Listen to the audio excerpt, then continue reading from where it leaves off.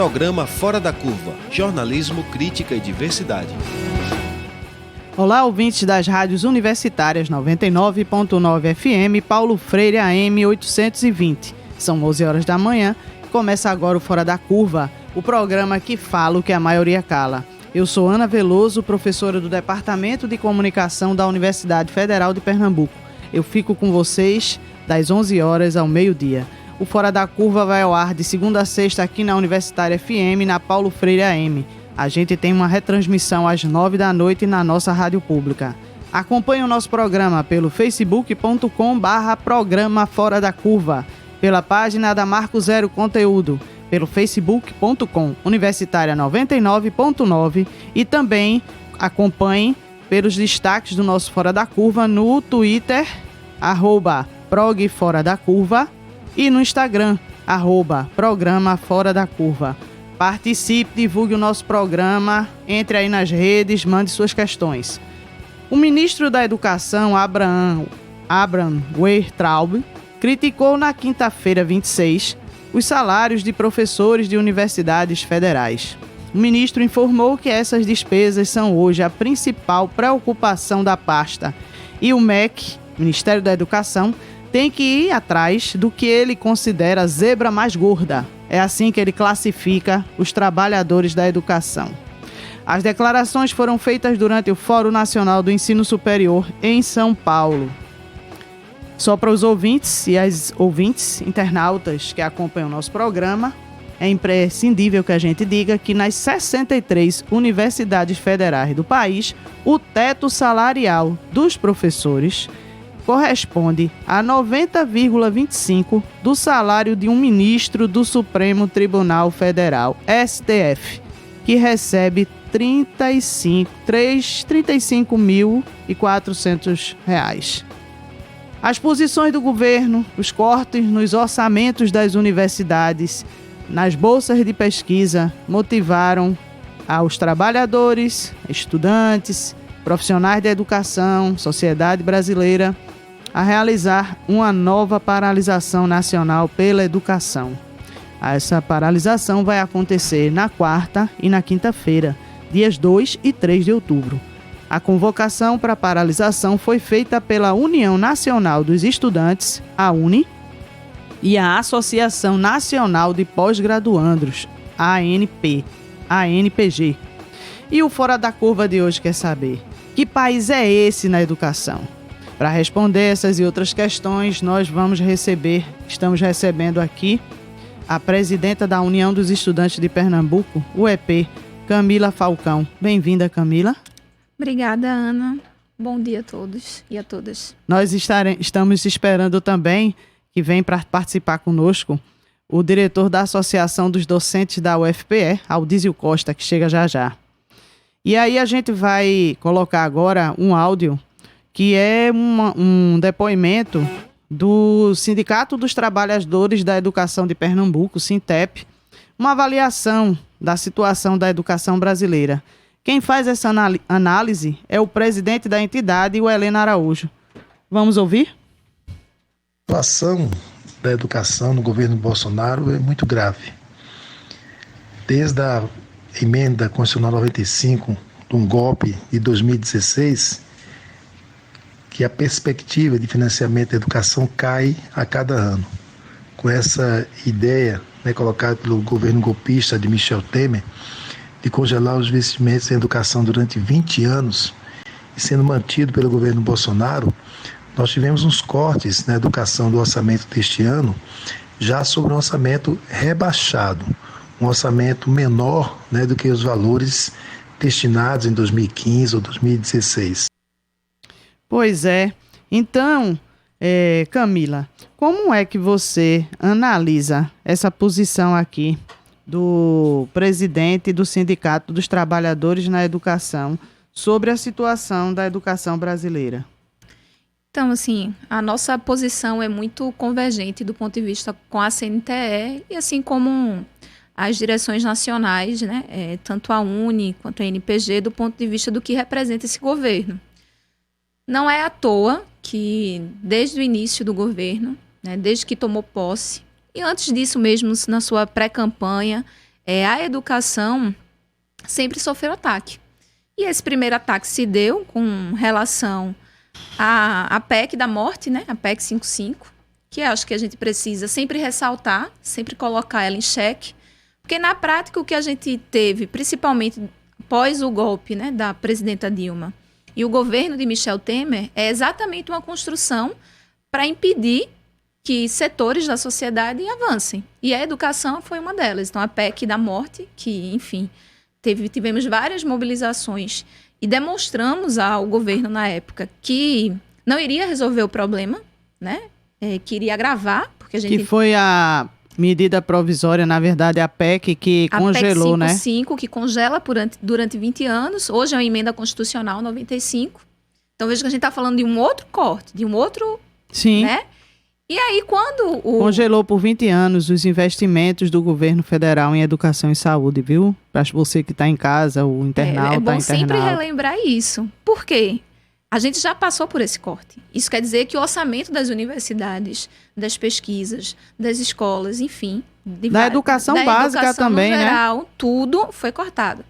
Com o governo de Bolsonaro, isso se agravou ainda mais. Primeiro porque ele coloca um palhaço enquanto ministro, que foi os primeiros 2 ministros da educação, né, que não tem diálogo, que não conhecia a realidade das nossas universidades, da nossa educação básica, e brincava com a nossa educação.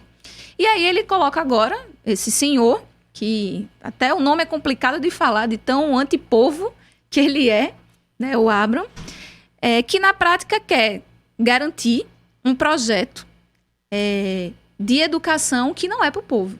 Então, um projeto de educação que visa os ricos. Para garantir principalmente o quê?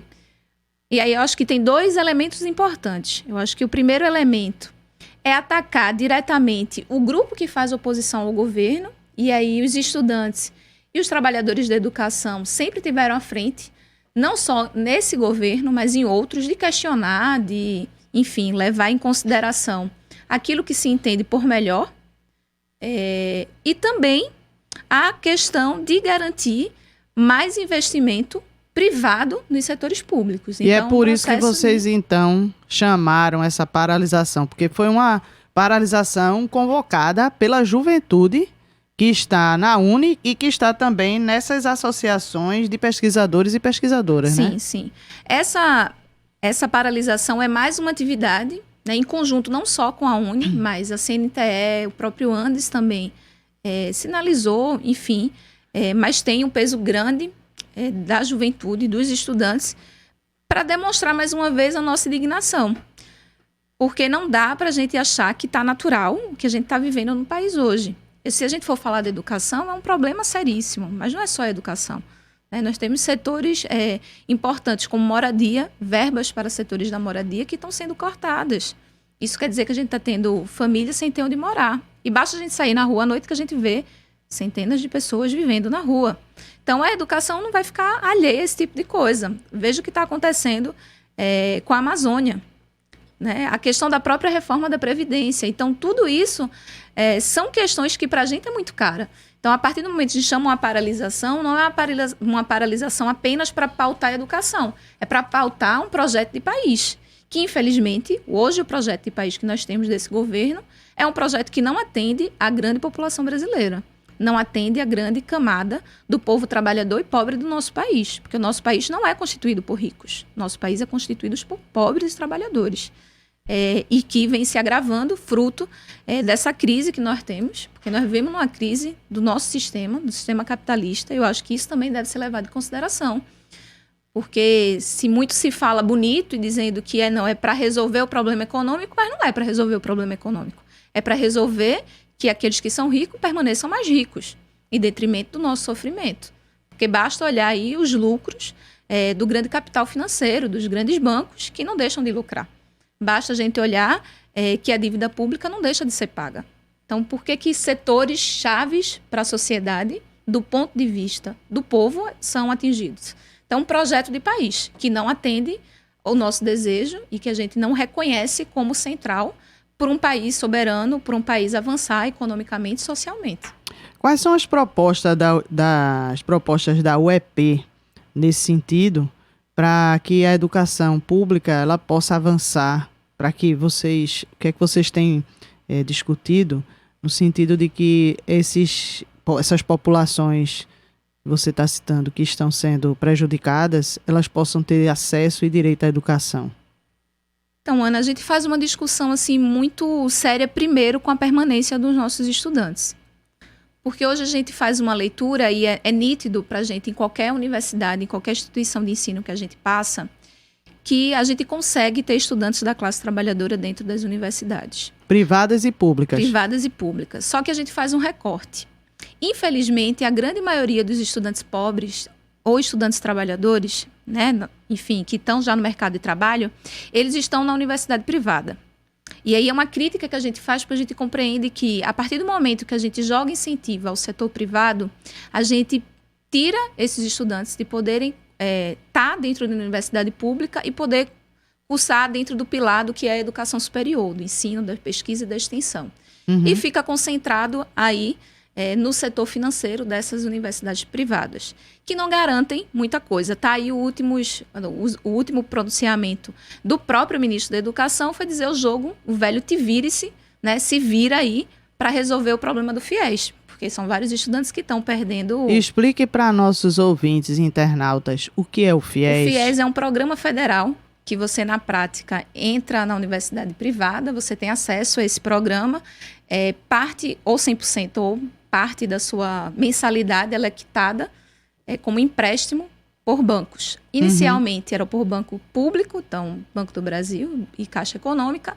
Hoje esse espaço é também destinado a bancos privados. Só que isso significa juros, e os juros são maiores.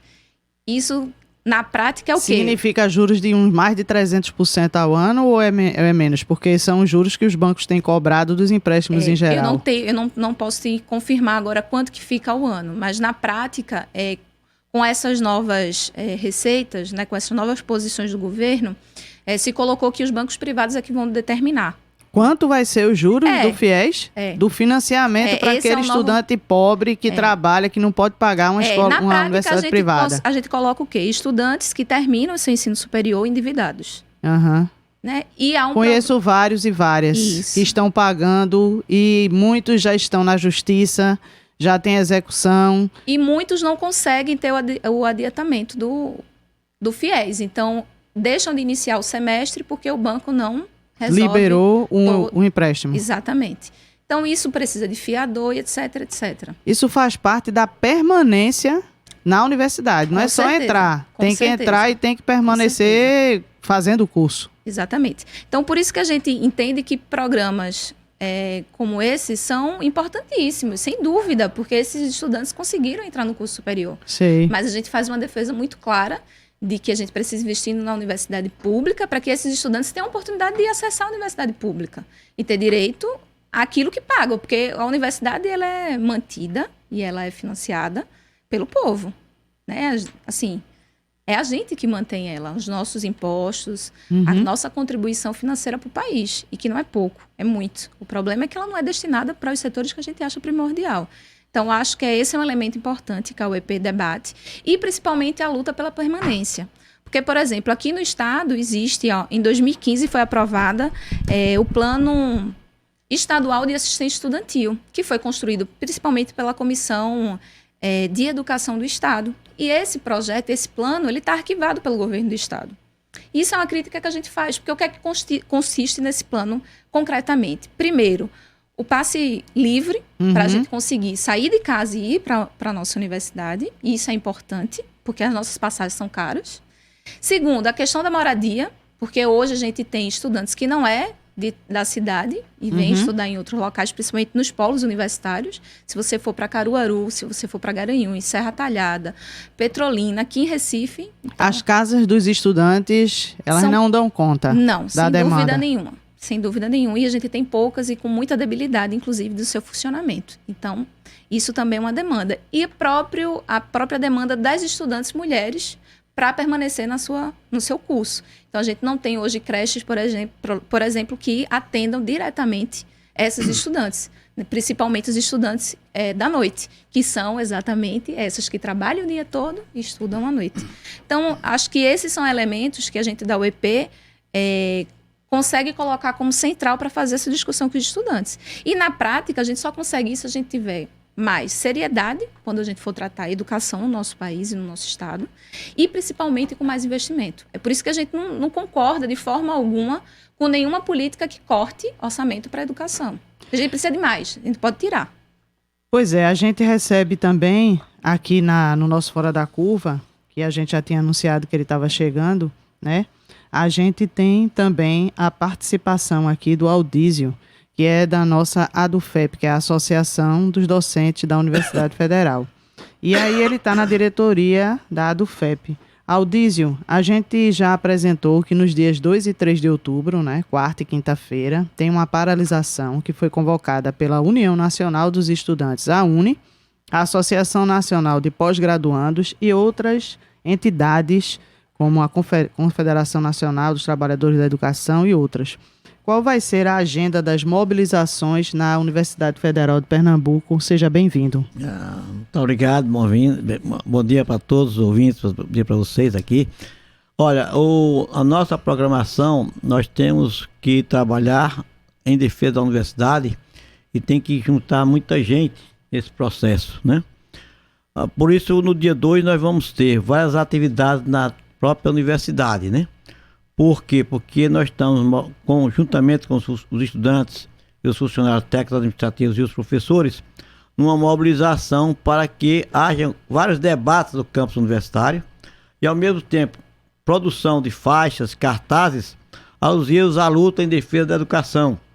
Porque todos nós sabemos que a educação é um patrimônio extremamente importante para o povo brasileiro, né? E nós estamos vendo esse patrimônio sendo destruído no momento em que o governo federal corta verbas constantemente, tira as condições de estudar e de ensinar para o povo brasileiro. Então, o dia 2 será um dia de mobilização. O dia 3 nós iremos para as ruas, porque a gente entende que o governo só entende bem que o povo está contra determinadas posições quando o povo vai às ruas. Então, a grande força nossa é a mobilização de rua. Então, na terça-feira, às 15 horas, nós iremos para a Rua da Aurora para fazer um grande ato, né, em defesa da educação, em defesa da universidade pública, em defesa do ensino público, gratuito e de qualidade. Então a gente tem, como colocou a colega aqui estudantil, do movimento estudantil, que nós temos que entender que esta unidade e que a sociedade civil precisa cada dia mais compreender que há um verdadeiro desmonte da educação, desde a educação infantil até a pós-graduação. E país nenhum no mundo desenvolveu-se sem ter um grande investimento em educação. Desafio alguém mostrar que algum país teve desenvolvimento sem educação. E nós estamos fazendo exatamente o contrário. Logo, o Brasil, que é o país mais rico do mundo, né? É o único país que tem uma terceira maior reserva de petróleo do mundo, tem a maior reserva de água doce do mundo, tem a maior reserva de nióbio do mundo, tem a maior reserva de ferro do mundo, tem a maior capacidade de produção de alimentos do mundo, e então nesse país está se negando o direito à educação. Isso é um crime contra o povo brasileiro. Minha gente, os ex-ministros da Educação e membros do Fórum Nacional Popular de Educação, eles vão se reunir na quarta-feira para apresentar documentos com diagnósticos, propostas políticas e estratégias destinadas à educação brasileira. Eles querem, com essa proposta, né, são ex-ministros de diferentes governos, eles querem sensibilizar o governo atual e reverter as constantes ameaças de restrições para o setor. A Sociedade Brasileira para o Progresso da Ciência, a SBPC, também programou uma marcha pela ciência e a UNE programou uma paralisação para chamar atenção para esses contingenciamentos de bolsas e esses que eles consideram que são restrições também ao trabalho dos profissionais da educação. Camila, esses movimentos, você considera que eles podem sensibilizar setores do governo? Ana, sensibilizar, eu acho que é uma palavra bem forte. Eu acho que a gente pode e deve, vem fazendo isso, é pressionar. Acho que essa é a palavra que melhor se encaixa. Sensibilizar, a gente sensibiliza a sociedade no geral. porque eu acredito que cada ação que a gente faz em conjunto com os professores, com os servidores, com pessoas que nem são estudantes mais, que não conseguiram entrar na universidade, a gente coloca a sensibilidade da ação, a necessidade da gente estar unido para defender aquilo que é nosso. Então, de sensibilidade, a gente está sensibilizando o povo para a luta, né? Eu acho que esse é o elemento melhor para a gente colocar. Agora, de fato, há uma pressão grande do governo e a gente só vai garantir, de fato, que ele recue com ações como essa. Vai recuar e vai resolver? A gente precisa entender que tudo que está acontecendo hoje não é novidade, pelo menos não para a gente do movimento estudantil. A gente não avalia como sendo uma surpresa do governo federal. Nós entendemos que a partir do momento que o Bolsonaro ganhou, ele estava claro o que ele iria fazer, onde ele iria atacar e qual seria o seu projeto. Então isso para nós não é novo, é algo claro, mas para uma grande parte da população, a gente às vezes vê as pessoas surpresas com relação a isso. Então cada ação que a gente faz é uma ação de colocar o papel transformador que cada pessoa, que cada cidadão tem. Então, isso é que é fundamental para nós, né? Então, a partir do momento que a gente faz uma paralisação, que a gente sai da nossa universidade e vai apresentar aquilo que a gente produz na universidade na rua, isso é algo fundamental, porque isso avança na nossa consciência. Na nossa consciência enquanto classe e na nossa consciência enquanto papel de mudar a nossa realidade. Enquanto a gente estiver achando que não vai ser fulano ou beltrano, que vai ser fulano ou beltrano que vai resolver o nosso problema, a gente sempre vai estar um passo atrás. Precisamos entender que para resolver, para a gente ter um país hoje que de fato ele seja soberano, que de fato ele seja democrático, que de fato ele seja igualitário, a gente precisa tomar decisões. E a gente, ela está dizendo agora, a Camila fala, para a gente ter um país e a gente vai realizar, né, um seminário chamado Que País é Esse? Faz parte das mobilizações da Universidade Federal e dos debates que vão acontecer agora nesse período. O seminário começa hoje à noite, no auditório Professor Denis Bernardes, do Centro de Ciências Sociais Aplicadas, CCSA, da Universidade Federal de Pernambuco, e vai acontecer também na quarta e na quinta-feira. São discussões urgentes acerca do momento político e o seminário vai reunir pesquisadores de várias áreas das humanidades com mesas redondas e conferências. O evento é gratuito. É uma parceria entre os programas de pós-graduação de Sociologia PPGS e Comunicação PPG-Com da Universidade, do portal Marco Zero Conteúdo e do nosso Fora da Curva, nosso programa Fora da Curva, e que celebra 3 anos de transmissão pela Rádio Universitária FM 99.9 e também com a sua transmissão pela Universitária 820 AM, a Rádio Paulo Freire. Entre os temas que vamos debater nesses 3 dias estão as discussões sobre comunicação, sobre democracia, sobre comunicação pública, sobre os direitos trabalhistas das pessoas e também sobre questões relativas à comunicação política. Então, esse encontro que vai acontecer na Universidade Federal de Pernambuco começa hoje à noite e vai até o dia 3. Aldísio, como você percebe essas mobilizações, né, essas agendas nas universidades, essas agendas públicas desses dias 2 e 3? Você percebe que essas mobilizações podem sensibilizar setores do governo? Olha, a gente tem que compreender que essas mobilizações fazem parte de um projeto mais amplo de que haja maior consciência da sociedade civil a respeito da crise política que vive o país hoje. É importante entender que, desde que houve o golpe contra Dilma, com a emenda constitucional 95, houve então uma descaracterização da Constituição de 1988, considerada a Constituição Cidadã, a melhor Constituição que o Brasil já teve, inclusive na época considerada uma das melhores do mundo. Portanto, esse é um elemento importante. Por quê? Porque na hora que a emenda constitucional 95 disse que não era mais para haver gastos públicos, como é que não vai haver gasto público e a população cresce, se a necessidade do povo aumenta em direitos dos mais variados possíveis, em direito de saúde, direito de educação? Então, não se pode congelar investimento em gasto público. Aliás, se qualquer país quer desenvolver, tem que ter dinheiro para investimento, não só no que é de direito da cidadania, como também em outras ações importantes para a cidadania, como geração de emprego, Como é que eu vou gerar emprego? Eu só posso gerar emprego se o Estado fizer incentivos para que haja ciência e tecnologia capaz de desenvolver novas empresas. Esse elemento é extremamente importante. Foi isso que a China fez.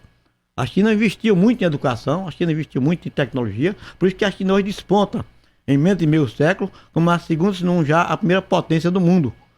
Esse aqui é o elemento que a gente tem que começar a considerar da importância desse fato.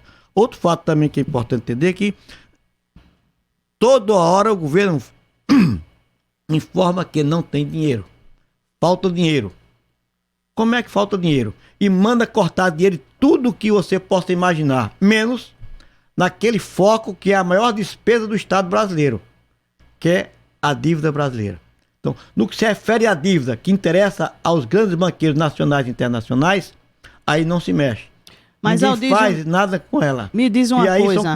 É mais de 40% da arrecadação do país que vai para a despesa. Me explica aí, explica aos nossos internautas e ouvintes. Que dívida danada é essa? Porque a gente só escuta o tempo todo falar. Tem uma dívida. E o Brasil não acaba de pagar essa dívida nunca, não é? Esse é o grande dilema. Que ninguém quer fazer a auditoria da dívida. Para saber quanto deve, quanto pagou. Porque vários estados na América Latina já fizeram a auditoria da dívida e verificaram que estavam pagando dívida que não sabiam que estavam pagando. E um determinado essa dívida programa, é com quem mesmo? Um determinado programa, só lhe dizer uma coisa interessante. Um ministro da Fazenda, questionado a quem estava pagando esses juros, ele não sabia a quem. Se o senhor não sabe a quem está pagando nem o que está pagando, como é que está pagando? Mas já deve a quem? Deve a quem? Deve aos banqueiros. Essa aqui é a questão maior. Deve ao capital financeiro que vai ter lucros com juros. Por isso que o nosso juro é alto. Por isso que você vai observar que quando o governo empresta, através do BNDES, qualquer coisa para o grande capital, se você quiser 10 bilhões, 20 bilhões, 1 bilhão, ele vai lhe emprestar a 6% ao ano. E quando é pra gente? Aí é 234. É complicado. É assim que os bancos fazem, certo? Então você vai observar que quando o dinheiro é do Estado, agora, quando o Estado vai pagar para os bancos, aí é diferente.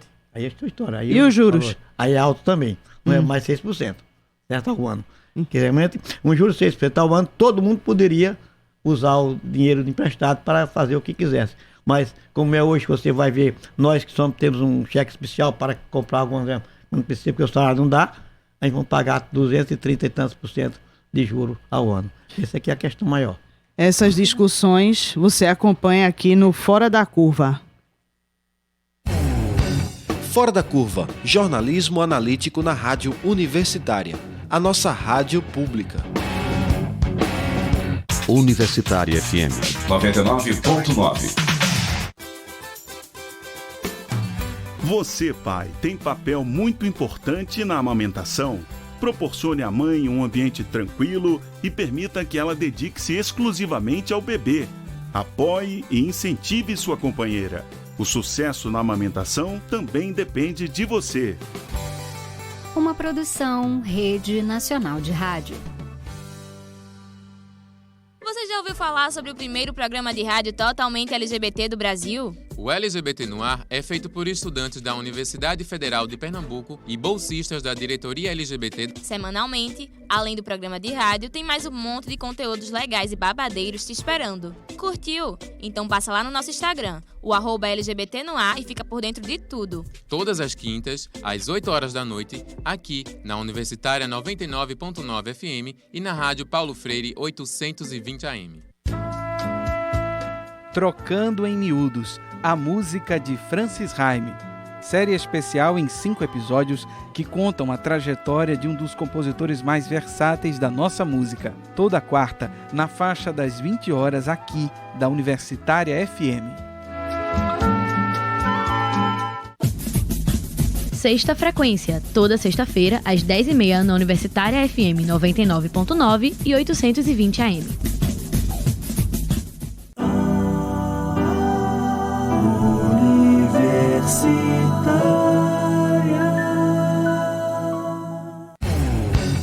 Programa Fora da Curva. Informação a serviço da maioria.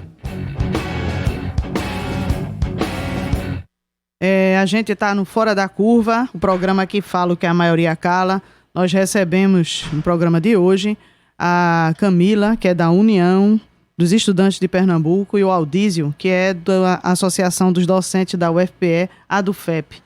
A gente vai comentar agora, novamente, algumas questões da conjuntura. E o ministro da Educação, ele tem dito muita coisa nos últimos tempos, na última semana. E ele também disse que o problema do MEC é gastar uma fortuna com um grupo pequeno de pessoas quando ele se refere aos professores das universidades federais. Ele também anunciou no jornal O Estado de São Paulo, ultimamente, que pretende exigir a contratação de professores via CLT, carteira assinada, e não por concurso público, para adesão nas universidades públicas.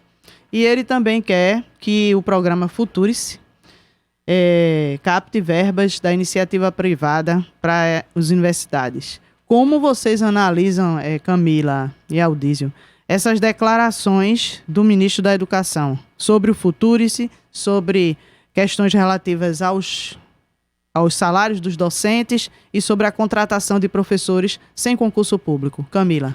Então, assim, sobre o Futurice, a gente até brinca que não é Futurice, né? É Faturice.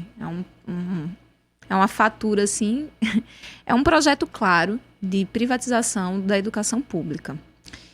E isso, quando a gente fala assim, parece muito fácil para quem está ouvindo, ou algo muito simplório, mas na verdade não é. A gente está dizendo que o nosso patrimônio intelectual, ele vai ser dirigido, coordenado, com base no setor financeiro.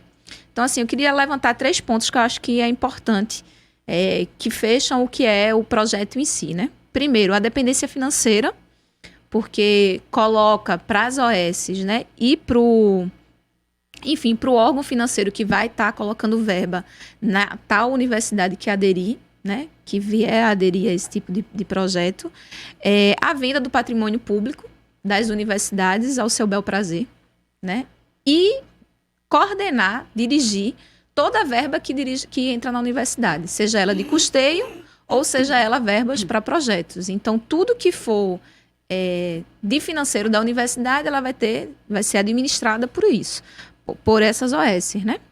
A outra questão é a dependência de gestão, porque isso também tem a ver. A partir do momento que a gente diz que uma OS é que vai coordenar e que vai dirigir e administrar a universidade... OS é uma organização privada. A OS é o que a gente chama, é a organização social, que na prática é o setor privado. Então, a dependência da gestão coloca para nós que tanto as reitorias e as pró-reitorias, elas não terão autonomia para dirigir a universidade e seus setores. Isso também é um problema sério, porque essas pró-reitorias e a própria reitoria é que coordena os projetos de pesquisa, de ensino, de extensão. Pode ferir a autonomia da universidade? E a autonomia da universidade, sem dúvida nenhuma.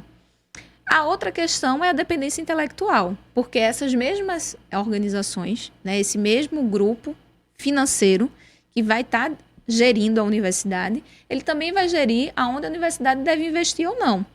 Isso quer dizer que as pesquisas, os projetos, os próprios cursos de graduação, de pós-graduação, mestrado, doutorado, enfim, eles vão ter um caráter de mercado. E aí coloca para alguns setores o não financiamento e não investimento na educação. Que setores são esses? A área das ciências humanas, por exemplo, que já vem sendo atacada há um bom tempo, né? E o próprio funcionamento desses cursos e dos vários projetos que esses cursos desenvolvem para o setor do mercado. Então, vai seguir a lógica do mercado e não a lógica da sociedade. Não vai servir ao interesse público, vai servir ao interesse de uma parcela do público. Exatamente. É isso? Exatamente. Então, assim, isso gera, na prática, o fim da universidade pública, porque o caráter da universidade é exatamente outro. Universal. É universal. E é para a gente produzir ciência, conhecimento, para o bem social. E nós já fazemos isso. Basta a gente olhar aqui as principais pesquisas do ponto de vista de saneamento, de moradia, de saúde da família, de educação, são geridos, pensados e coordenados pelas universidades públicas.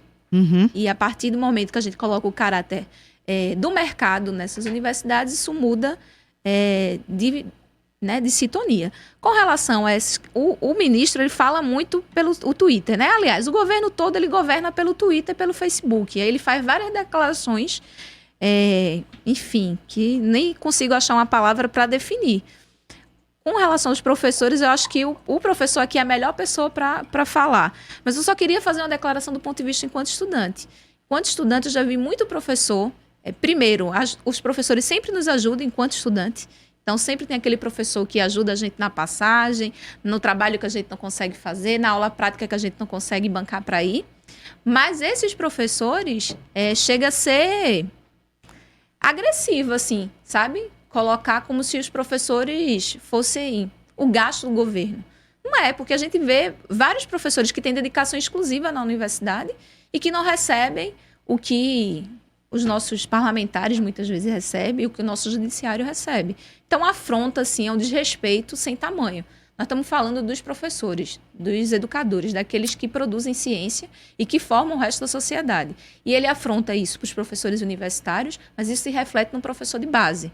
Porque está aí os professores da rede básica que vivem em situações precárias, enfim, de trabalho e de sobrevivência mesmo. Então, acho que isso é um debate também assim, muito sério para fazer. Porque não é à toa que faz esse tipo de declaração e fica tweetando achando que é popstar, né, que é blogueiro e não ministro. Aldísio, como você percebe, como a Dufep percebe essas declarações de que os professores eles são muito bem remunerados, de que não vai ter concurso e que essas organizações sociais privadas elas devem se articular com as universidades, captar recursos através desse projeto Futurice?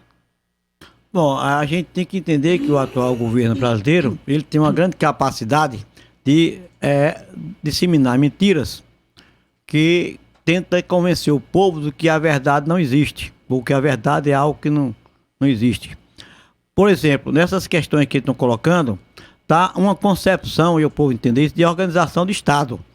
Nós temos que entender que o Estado está para servir o povo, ou o Estado está para servir ao capital. Nesse momento, o modelo de opção do governo é de o Estado servir ao capital e não o Estado servir ao povo. Portanto, vamos ver como é que funciona isso. Se o povo precisa de educação, o Estado não vai lhe dar educação porque é uma necessidade de cidadania. E a cidadania é um investimento extremamente importante para o cidadão e não para o capital. Porque na hora que o povo estuda mais, tem maior capacidade de conhecimento, ele quando vai buscar um emprego, ele tem que ganhar mais. Como o capital não quer pagar mais para ter mais lucro, então não quer que a pessoa estude para não ter. Você veja, durante a escravidão, o escravo brasileiro era proibido de estudar. Por quê? Porque se ele não estudasse, não ficaria sempre escravo, não tinha grandes problemas. Por isso que durante a escravidão, escravos não estudavam. Então, eles querem voltar agora à escravidão intelectual, em que eles vão negar a educação para o povo brasileiro. Essa é uma questão muito importante, e o povo entender isso, porque só vai escravizar o povo se o povo não estudar. Se o povo estudar, não escraviza. Não existe povo consciente, muito bem formado, escravizado. Isso não existe em país nenhum no mundo. Então, essa é uma questão importante para a gente entender muito claramente isso. O segundo momento é o seguinte: para que eu tenha um país com autonomia, um país desenvolvido, eu preciso de quadros técnicos bons. Quem forma quadros técnicos bons no Brasil são as universidades públicas federais. Portanto, se eu acabar com essas universidades públicas federais, eu vou acabar com a formação de quadros técnicos de excelente qualidade. Portanto, vou ficar dependente de quadros técnicos que venham do exterior. Isso já está acontecendo em vários setores nossos, em que, neste processo de privatização, os nossos técnicos são eliminados para serem substituídos por técnicos do exterior. Outra questão importante que a gente tem que colocar com isso, que são projetos muito mais amplos, não é coisa pouca, né? Muito maior. Vamos dar outro exemplo. O Brasil, no seu investimento científico e tecnológico, desenvolveu a Embraer. Empresa de tecnologia aeronáutica de excelente qualidade, competindo com todas as empresas mundiais. Agora acabou de desenvolver um avião de carga, que é um avião de ponta, que está vendendo aí 22 bilhões de dólares nesse mercado. E com isso, o que é que o governo faz? Ele vai e vende a Embraer por preço de banana. Com certeza não foi pelos 22 bilhões de dólares do contrato que ela tinha da venda de avião. Então, grande parte da Embraer está sendo vendida. A Boeing tinha um problema, que os aviões estavam caindo e não sabiam por quê. Então, quando comprou, agora comprando, parte da compra da Embraer, está um chip da Embraer que resolveu os problemas de queda da Boeing. Identificou onde eram os defeitos da Boeing, portanto... Então, isso é tecnologia de ponta, isso é tecnologia avançada. Isso é quem faz desenvolvimento e dá autonomia ao país. E o país vende esses elementos para a empresa privada. Se você for olhar investimento em pesquisa, todo país do mundo desenvolvido investe em pesquisa. Se você for olhar o investimento em segurança, na área de segurança nos Estados Unidos, 100%, 99,9%, 100% é genuinamente do Estado. O Estado investe 100% em tecnologia de ponta para a sua segurança. E o Brasil não. Todas as nossas seguranças não sendo entregues à empresa privada. Isso é uma clara demonstração que nós não queremos um país autônomo, queremos um país subserviente ao mundo internacional. Isso é extremamente grave para o povo brasileiro. E o Futurice? O Futurice está exatamente dentro dessa concepção de organização de Estado. Primeira questão, você quer que a empresa privada OS vá arrecadar dinheiro privado. Mas para fazer isso, o que é que o governo propõe? Que o patrimônio das universidades, o patrimônio público, o patrimônio do povo brasileiro passe para ser doado a uma empresa privada, a OS. Isto é, não é vendido não, é doado, é dado. Se essa empresa for mal gerenciada e ela falir, nós perdemos todo o patrimônio do povo brasileiro. E se ela não der certo, também perde, porque depois disso, o patrimônio não é, os imóveis não são mais do Estado, os imóveis não são mais da União, os imóveis não são das universidades, passam a ser da empresa a qual o patrimônio foi doado. Como é que eu quero que ele puxe dinheiro da empresa privada, se ele está dando o dinheiro público para a empresa privada? Ele só faz exatamente o inverso e dizendo o contrário. Aquilo que eu digo, o governo diz uma mentira e faz outra. Porque como é que a universidade faz hoje? Ela faz convênio com a empresa privada, com autonomia, para fazer a pesquisa que interessa ao país e recebe dinheiro da empresa privada, sem precisar de nenhuma empresa privada para gerenciar isso. Porque nós temos capacidade, nós temos competência e ao longo da evolução das universidades, essa competência tem sido demonstrada. Nós fazemos extensão, nós vamos para a sociedade, com a comunidade, fazer projetos que interessam diretamente àquele setor social. E qual é a empresa que vai fazer ação dessa natureza se essa ação não dá lucro? Nenhuma empresa lucrativa vai fazer isso. Então, esse aqui é o grande problema do Futurice. Ele quer, na realidade, acabar com a universidade, acabar com a capacidade do povo brasileiro ter um maior desenvolvimento. A questão da privatização da universidade vai levar ao ensino universitário pago. Onde é que o ensino universitário pago e é de qualidade? Não existe. Nos Estados Unidos, onde o povo, os estudantes têm pago o ensino privado, estão agora com um grande problema, que não, em vez de formado, não consegue ganhar dinheiro que dê para pagar a dívida que foi gerada durante o seu processo de educação. Camila falou sobre isso, inclusive com a dívida do FIES, aqui no Brasil. Pois é, aqui nós temos para muita gente não pode pagar o FIES. Aqui. Agora imagine se todo mundo for... Então, vamos acabar com as cotas, porque as cotas para quem vai para lá não pode pagar, certo? Então, este aqui é o problema nacional. Nós somos uma república federativa, mas a educação nunca foi federativa no país. E ao colocar a empresa privada, aí é que ela não vai ser mesmo, porque vai ser para determinados grupos, para determinadas elites que sempre estiveram no comando do país. Mas como a campanha nacional pelo direito à educação avalia as movimentações em defesa do setor? Quem analisa, e a gente vai ouvir agora, o coordenador da campanha, Daniel Cara. O que a gente tem como possibilidades futuras, né? A educação é a área que mais tem mobilizado. A mobilização do dia 15 de maio foi a maior da história da educação nacional, mais de 1 milhão de pessoas nas ruas. Só em São Paulo, a gente considera que pode ter alcançado 1 milhão nas ruas da Avenida Paulista e das imediações. E, na realidade, a verdade é que em outros estados, como especialmente Pernambuco, também as mobilizações foram brilhantes. Então, o caminho agora é um caminho de mobilização e da sociedade brasileira dizer que com a educação não se mexe. Eu tenho muita expectativa em relação ao futuro, eu acredito que a gente vai conseguir travar esse processo de desmonte das políticas educacionais. Um dado importantíssimo para finalizar. Hoje, existem muitas pessoas que falam pela educação, mas na realidade têm trabalhado contra a educação, especialmente as bancadas parlamentares vinculadas à Fundação Lehman e também ao Todos pela Educação, que é um movimento que cada vez mais perde força, perde espaço na sociedade, nunca teve, diga-se de passagem, mas que tem servido como um aliado do governo para fazer com que as pautas do governo sejam aceitas pela sociedade. Então é importante ter atenção em relação à postura dessas organizações. Então é um prazer enorme falar com vocês. Então, a gente ouviu Daniel Cara, que é coordenador da campanha nacional pelo direito da educação.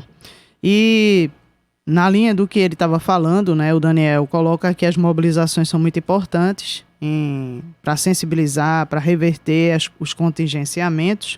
E a gente tem a notícia de que o Ministério da Educação anunciou nesta segunda-feira o descontingenciamento de 1,156 bilhões para as universidades federais.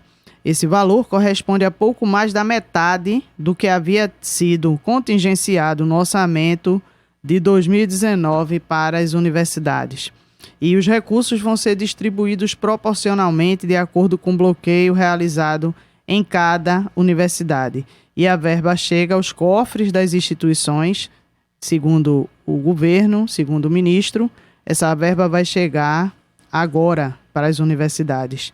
E essa verba, esse corte, né, ele também tem uma relação com a verba que se chama discricionária, que é usada para pagamento de gasto com empresas de segurança, alimentação e gastos com energia. Essa verba de 15%, ela não foi descontingenciada, ela continua bloqueada pelo governo federal, ou seja, ainda há a possibilidade de muitas dificuldades, porque o dinheiro para alimentação, gasto com energia elétrica e empresas de segurança que as universidades precisam viabilizar, esse dinheiro ainda não foi desbloqueado. E o governo anuncia que essa verba pode ser liberada em outubro, mas não há nenhuma garantia de que isso vai acontecer. Essa situação ainda de muita dificuldade e essa liberação de recursos, Camila, vocês consideram que é uma das consequências dessas mobilizações, assim como o próprio Daniel Cara tem colocado? Sim, como eu falei anteriormente, é pressão, né? Então, a partir do momento que nossas ações pressionam o governo, ele vai ter também que responder de alguma forma, né? Basta a gente olhar o índice de rejeição do que o governo só vem crescendo. Mas acho que também tem um elemento importante para a gente, né? O governo coloca sem garantia nenhuma, faz uma publicação dizendo que vai liberar, né? Mas, como bem falou, assim, não resolve todo o problema. E a gente precisa também levar em consideração que não é momento para a gente recuar ou achar que o problema está resolvido. Pelo contrário, né? Se agrava. É uma questão assim, que muito nos preocupa, que é com relação à nossa... que as universidades se adaptem ao problema. Então, processo de adaptação. Não vou resolver aqui.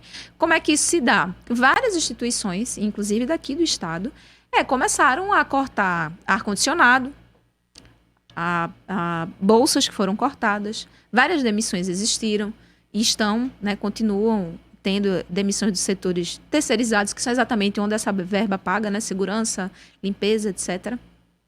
E a gente não pode achar isso natural. A gente não pode deixar. Hoje a gente vive, quando a gente passa nas universidades, a gente sente que está diferente o clima. Porque falta de tudo. Falta papel no banheiro. Falta, às vezes, água para a gente beber. E a gente não está falando só das universidades daqui. Um tempo atrás, teve universidade que teve luz cortada.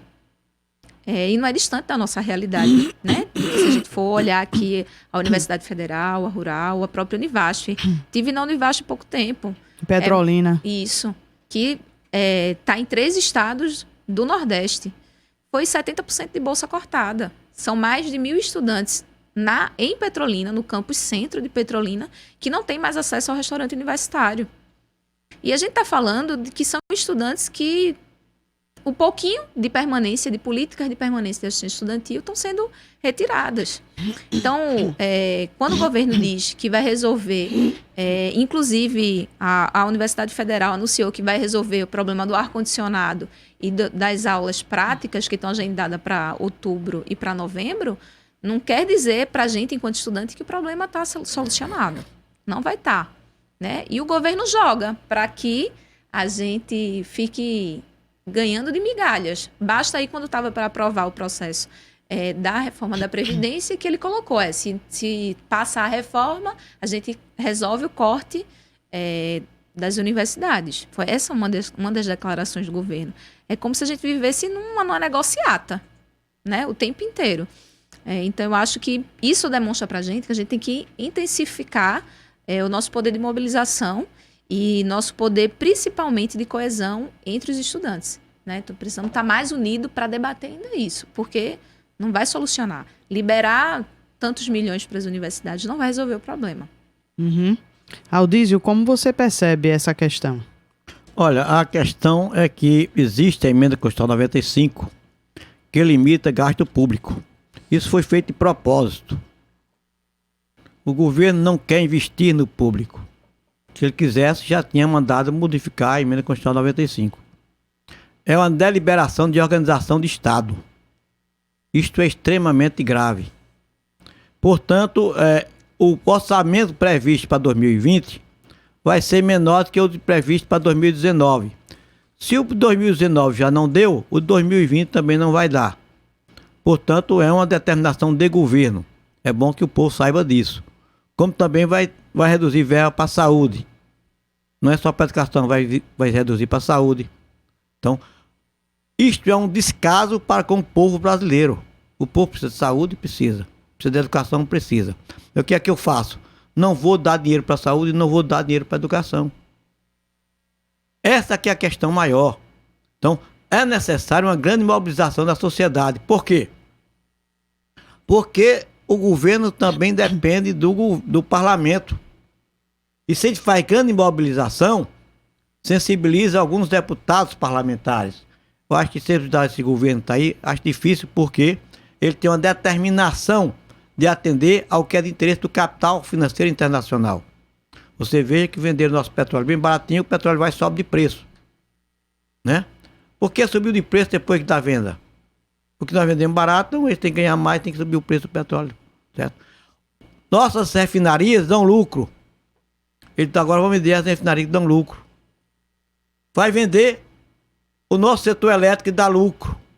A Chesf aqui é a empresa geradora de energia que mais dá lucro no país. Vai ser ameaçada também de privatização. Porque você tem uma coisa que dá lucro, você vai se desfazer dele? Não, você deve ficar com o que dá lucro. Mas as coisas que dão prejuízo, ele não fala em privatizar nada. A questão da despesa nossa com a dívida não é falada em canto nenhum, em momento nenhum. E mais de 40% da nossa despesa é com juros e amortecimento da dívida pública. E por que não mexer na dívida pública? Fala também na nossa arrecadação. Quem mais paga imposto no Brasil são os pobres, da classe média para baixo. A classe rica é quem paga menos. Então, por que não pode colocar para a classe rica pagar mais e a pobre pagar menos? Ter mais arrecadação da classe rica.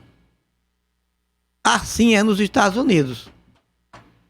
No Brasil é o inverso. Se você for ver a curva fiscal, depois vem com uma falácia falsa de que o Brasil paga muito imposto. Vai olhar em relação aos outros países. Os outros países, como os Estados Unidos, pagam mais impostos do que o Brasil. Mas lá, quem paga mais impostos são os ricos, não são os pobres. Você é funcionário público, diz que funcionário público do Brasil tem demais. Não é verdade. Você pode ir que a relação população e funcionário público é muito maior nos países desenvolvidos do que o que é no Brasil. O Brasil tem pouco funcionário público. Então, o que está se colocando é dizendo coisas que são falsas para que o povo não comece a refletir da importância de um Estado autônomo, soberano e socialmente justo. Que é o Estado que nós defendemos, em que as pessoas tenham os seus direitos de cidadania garantidos pelo Estado, como segurança, como educação, como saúde, como mobilidade. Então, esses elementos são extremamente importantes para a população. E nós vamos lutar para que o nosso país, que é tão rico, não jogue nossa riqueza a serviço dos que estão no capital financeiro internacional, em vez de ser a serviço do povo brasileiro. Pois é, Aldísio falou da importância de mobilizar o parlamento e Camila falou da discussão da reforma da Previdência. E a gente vai ouvir agora um áudio de Maria Lúcia Fatorelli. Ela é coordenadora nacional da Auditoria Cidadã da Dívida. Ela atuou como assessora técnica da Comissão Parlamentar de Inquérito CPI da Dívida Pública, que Aldísio falou tanto, na Câmara dos Deputados Federais. E ela é auditora fiscal da Receita Federal do Brasil de 1982 a 2010. A auditora está participando hoje no debate As Ameaças da Reforma da Previdência à Sua Vida, que é promovido pelo Sindicato dos Trabalhadores na Educação, Sintep, e está acontecendo na Universidade Católica de Pernambuco. E esse encontro discute como a reforma da Previdência ela pode ser prejudicial para a vida dos trabalhadores e das trabalhadoras. Vamos ouvir a Maria Lúcia Fatorelli. Olá, eu sou Maria Lúcia Fatorelli, da Auditoria Cidadã da Dívida, e é um prazer falar com vocês do programa Fora da Curva, nesse dia abordando a questão aí dessa contra-reforma da Previdência, PEC 6 de 2019, já está no Senado e para empurrar a votação, os senadores estão apresentando uma PEC paralela. Isso é como se fosse dizer o seguinte: nós sabemos que o que a gente está votando na PEC 6 está errado, mas a gente vai apresentar uma PEC 133 paralela para corrigir algumas coisas. Olha, gente, não vamos nos enganar com isso. Se está errado, por que eles não corrigem na própria PEC 6? Essa PEC paralela é um engodo, ela vai demorar, se chegar a ser aprovada. Essa proposta da PEC 6, que vai entrar em votação no Senado, ela destrói a maior conquista social do povo brasileiro, que é a Seguridade Social conquistada na Constituição de 88.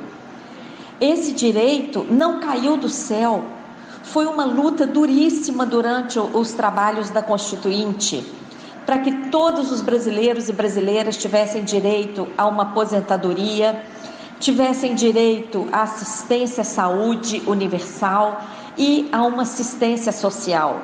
A reforma que nós deveríamos estar discutindo é uma reforma que melhore o que nós já conseguimos conquistar, que aumente o valor dos benefícios, que aumente o alcance, porque ainda tem muitas pessoas à margem da assistência social, jogadas nas ruas do nosso rico país.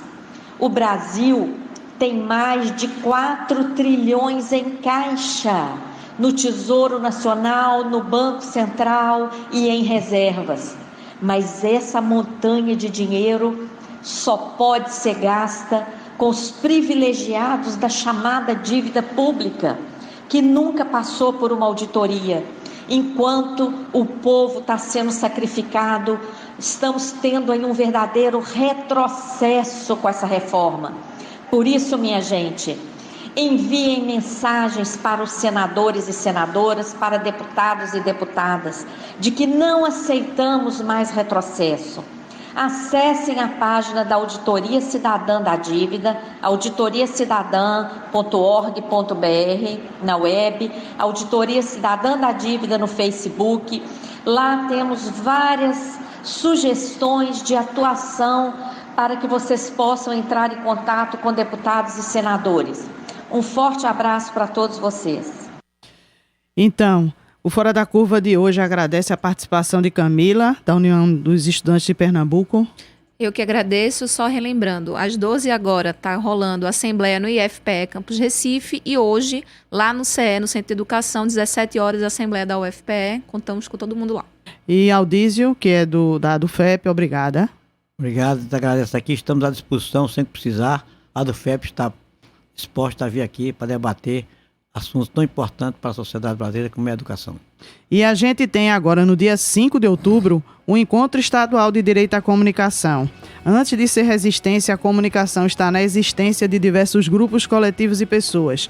O Encontro Estadual é um momento de mobilização. Vai ser no dia 5 de outubro, em Olinda, no Centro de Cultura Luiz Freire, das 8h30 da manhã até às 18h30, das 8h30 às 6h30 da noite. Vem somar. E o encontro é gratuito, aberto a todos e todas. E para participar, a inscrição, a gente vai deixar o link dessa inscrição nas redes do nosso Fora da Curva. O Fora da Curva de hoje teve a produção de Ana Veloso, teve a produção de Carol Torpe e Larissa Silva, que também participaram das redes. Na locução, a minha locução, Ana Veloso, nos trabalhos técnicos, Marco da Lata. E a gente agradece a participação de todos os ouvintes e internautas. Fora da Curva de hoje fica por aqui. O programa Fora da Curva é uma realização do Departamento de Comunicação Social, com o apoio do Departamento de Sociologia e do Núcleo de Rádio e TV Universitárias. Parceria com o Marco Zero Conteúdo, Centro das Mulheres do Cabo, SOS Corpo, Centro Sabiá, Terral Coletivo de Comunicação, Centro de Cultura Luiz Freire. Esse programa fica disponível em nossa página do Facebook e no canal do YouTube. Acompanhe as nossas redes sociais, porque nós também divulgamos por lá muita informação que você não vê por aí. A música tema deste programa foi composta pela banda Diablo Motor. Programa Fora da Curva. A gente fala o que a maioria cala.